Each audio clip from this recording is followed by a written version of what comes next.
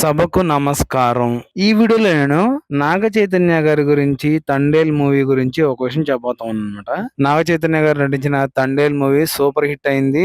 బాగా కలెక్షన్స్ కూడా వస్తున్నాయి. త్వరలోనే 100 కోట్ల క్లబ్‌లో కూడా చేరే అవకాశం ఉంది. అయితే ఇప్పుడు ఈ సినిమాకి సంబంధించి ఒక ట్విస్ట్ ఏంటంటే, ఈ సినిమాని సమంత గారు హైదరాబాద్‌లో ఒక పెద్ద మాల్‌లో స్పెషల్ షో యేసుకొని మరి చూసారంట.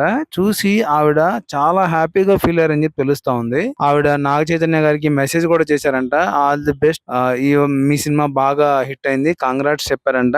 అలాగే రాబోయే సినిమాలను కూడా పెద్ద పెద్ద హిట్ అవ్వాలని చెప్పి కోరుకుంటున్నానని చెప్పి చెప్పారంట.